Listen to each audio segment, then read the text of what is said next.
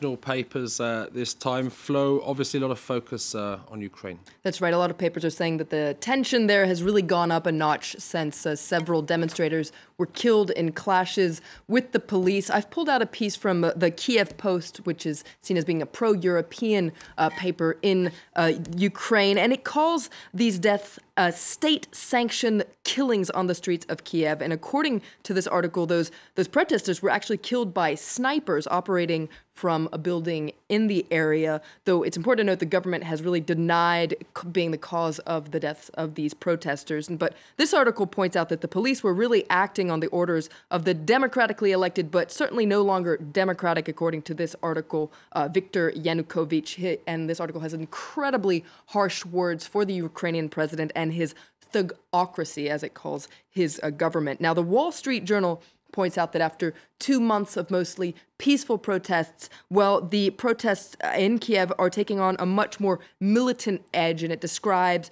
people who were once carrying tea and sandwiches to the anti-government protesters. Well, now they're carrying other supplies as well, like sacks of cobblestones and crates of Molotov cocktails. So the Independent really asks the key question that a lot of the media is wondering today, and that is, can Kiev keep the peace? Well, I guess we'll see in the coming days. L'Opinion, which is the French pro-business paper, points out that the EU really needs to pay attention to this Euro revolution because the future of the EU is actually being played out in the streets of Kiev. Our own freedom is at stake here, says L'Opinion in their editorial, and it really calls on the EU to overcome their differences, to back up Ukraine, and to make sure it stays independent from Russia.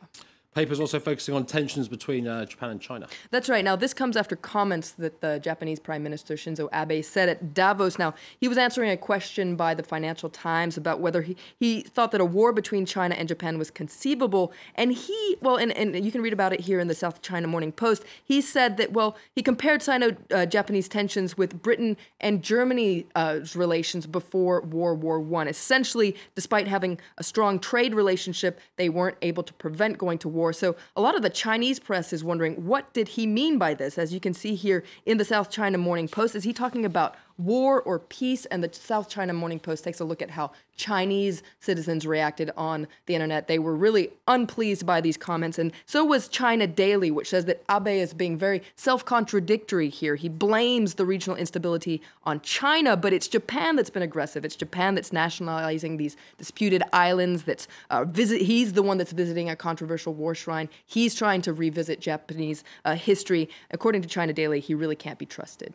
Japanese press, meanwhile, playing down his comments. That's right. This is a piece from the Japan Times, which is quoting his chief cabinet secretary, saying that Abe was not painting a picture of war with China. What he was doing was just pointing out a historical fact. And this article really underlines the fact that Abe himself wants to prevent any kind of military clash. But the Wall Street Journal points out that the U.S. is paying a very close eye on what's happening and really wants to ease the tensions. And according to this article, U.S. officials are actually asking assurances from Japan that the Prime Minister will not repeat a visit to that controversial war shrine. Finally, I know you've been itching to get onto this story, a little bit of celebrity gossip. That's from right. the US. From the US. Chris, I know you're a huge fan of Justin Bieber, so I know you were upset Certainly am, yeah. when you heard that he was arrested yesterday in Miami Beach. You can read all about it in the Miami Herald.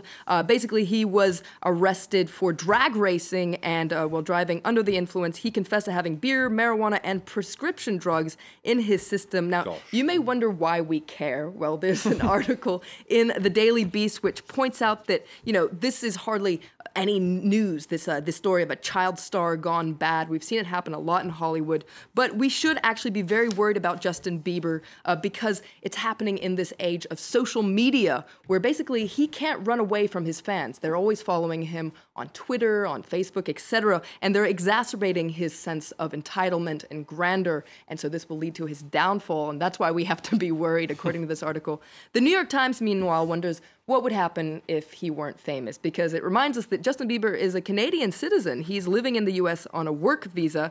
Well, this article points out it's probable that he would be deported if he were anybody else. That's at least what you would expect if he were poor, obscure, and, say, Hispanic, according to this article. But the truth is he's wealthy and famous, so it seems like there's a two-speed justice system. Florence Villemino, that's, alas, all we have time for that International Press Review. Thanks for joining us.